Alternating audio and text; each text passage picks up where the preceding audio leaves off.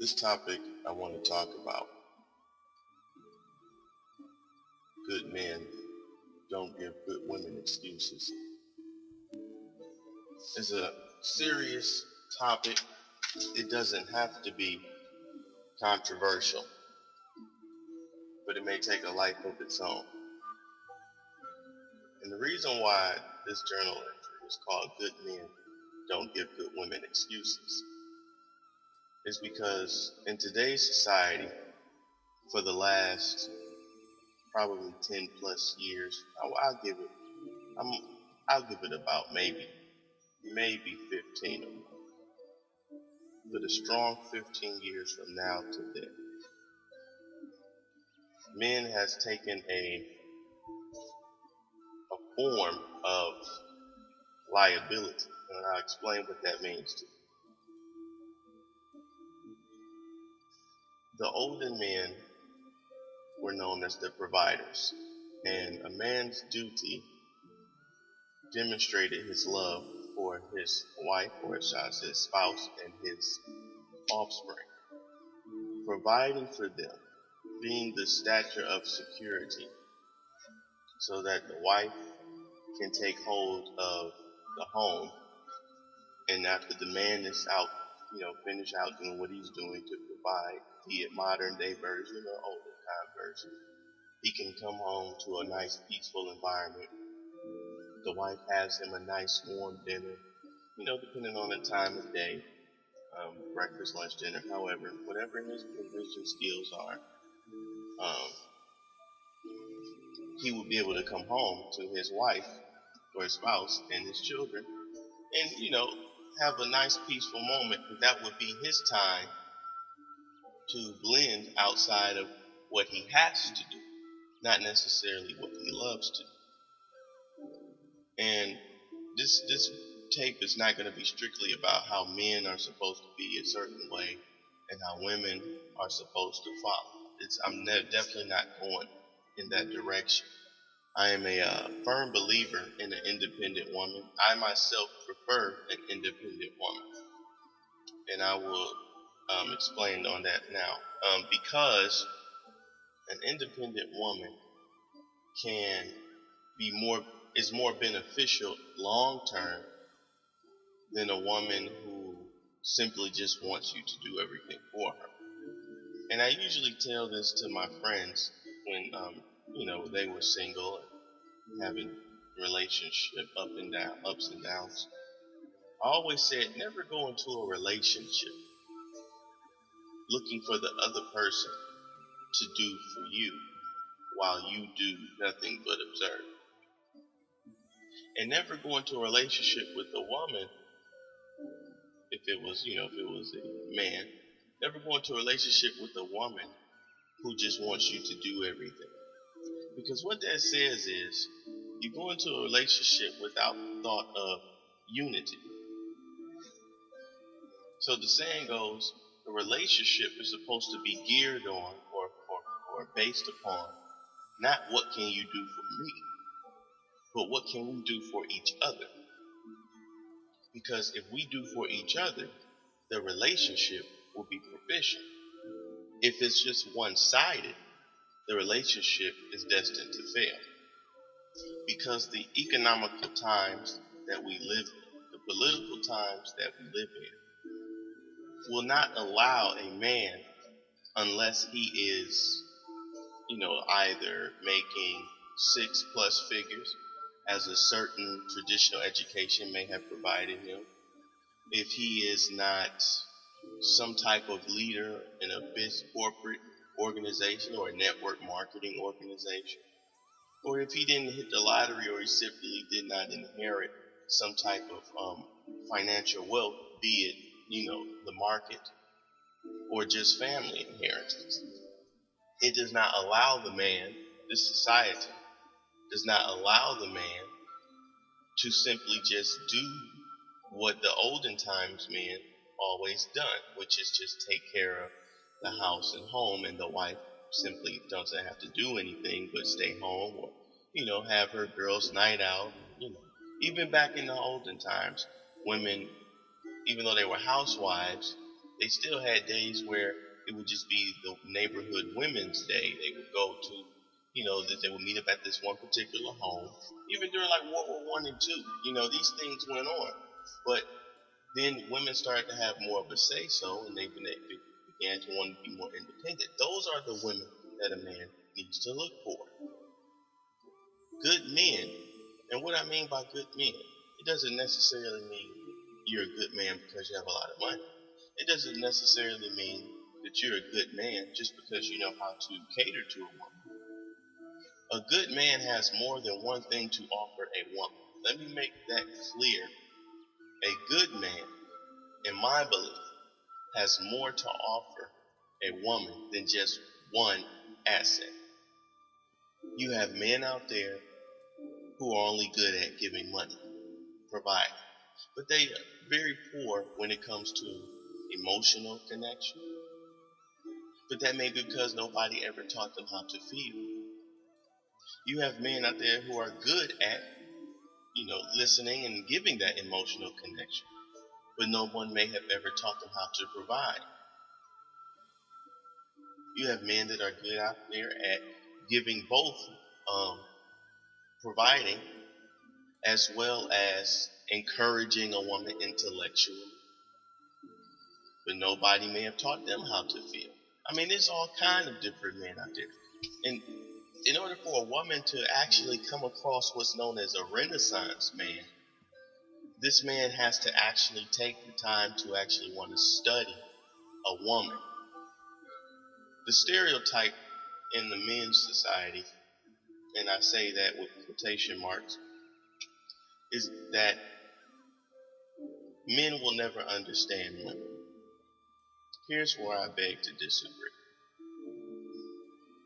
A woman is complex in her emotions, not necessarily her mind. And I say that respectively only because when you look at these TV shows, these reality shows, when you go out in public, when you look at, things that go on these talk shows, most women have a lot of the same things in common. And I'm not saying all women. Hear me. I'm not saying all women. This tape is in no way, shape, form, or fashion bashing a woman. I'm simply showing people verbally. You can see it with your own eyes. I don't have to show you visually. You can see that with your own two eyes. But for the more mature and open-minded audience that is listening,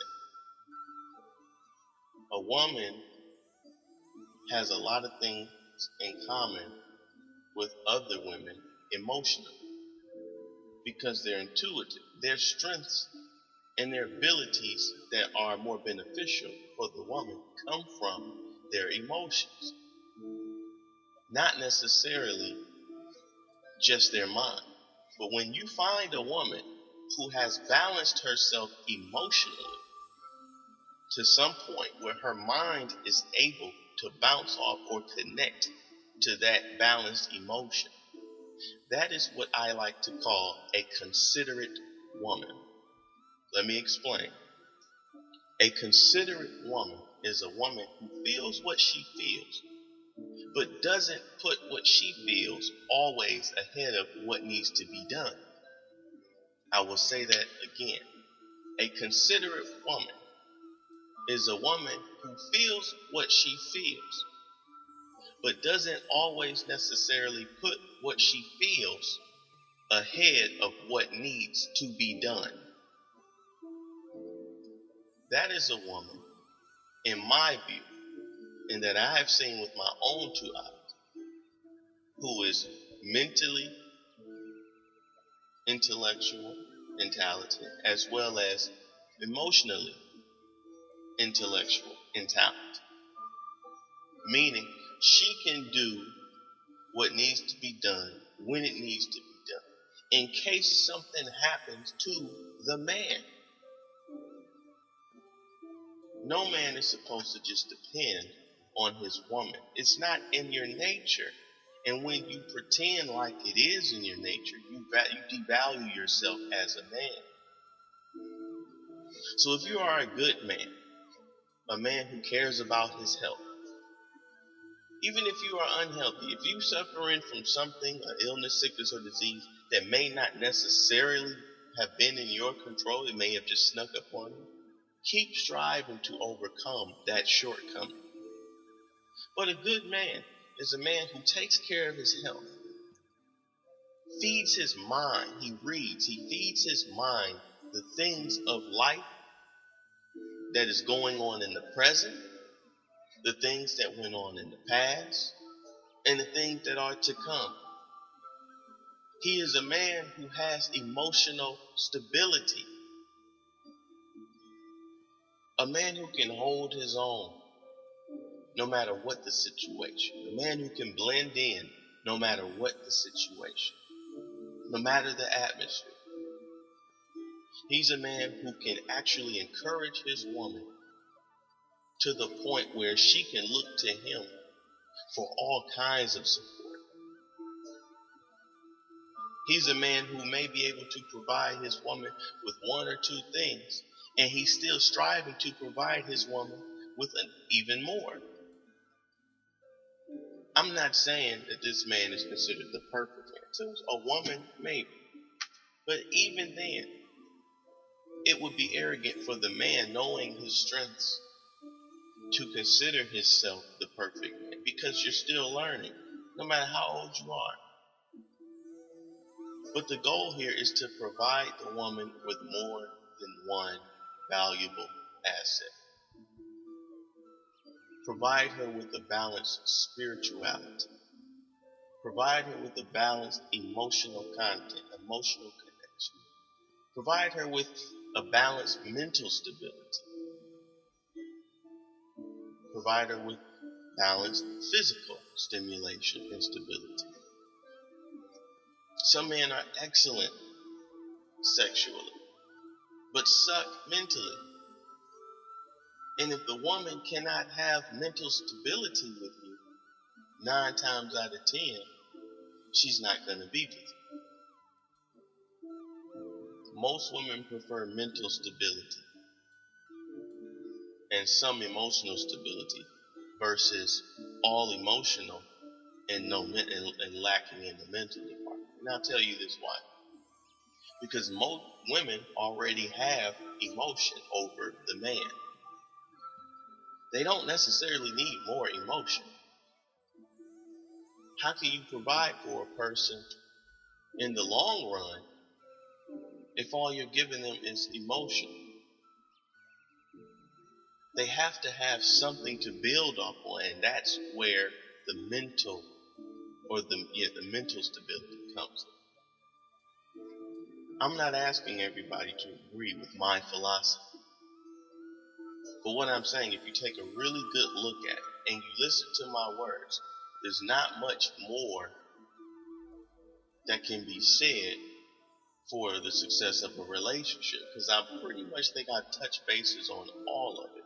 I may have generalized some content, but like I said, for the more open-minded audience, and I say that respectively, because everybody has their shortcomings, but for the more open-minded audience who hear my words, who hears my voice, you already know that I have touched bases on just about what makes a relationship successful between a good man and a good woman. And so I titled this journal entry, Good Men Do Not Give Good Women Excuses. Because all men start off a good man.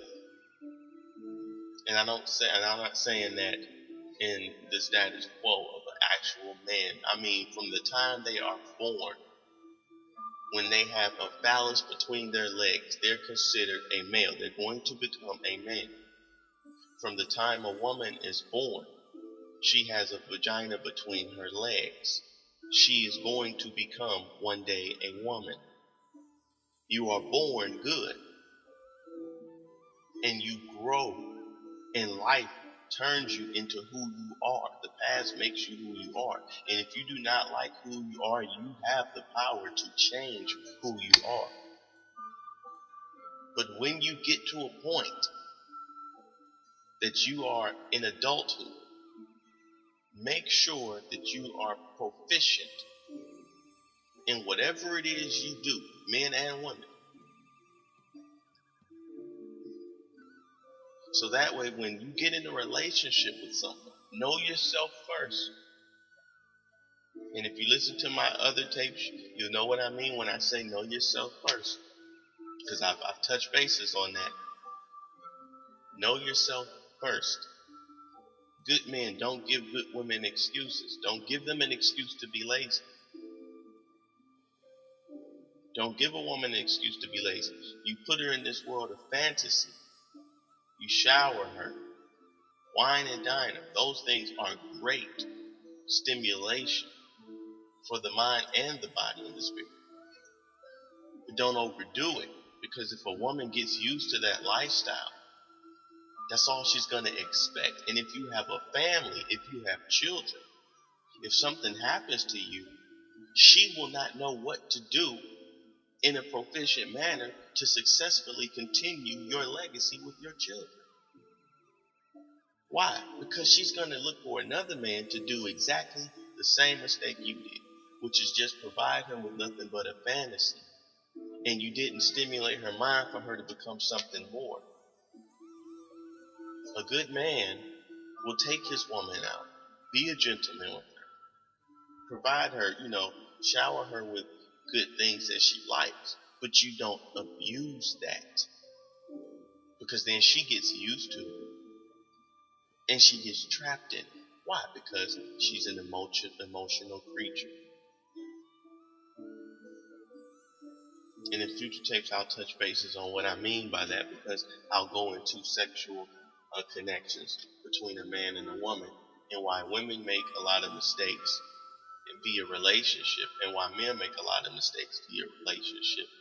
And it involves the sexual part of this tape. So that'll be a continuation.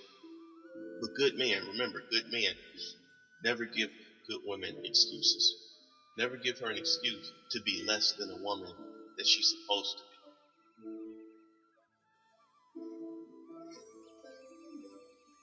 Thank you for listening,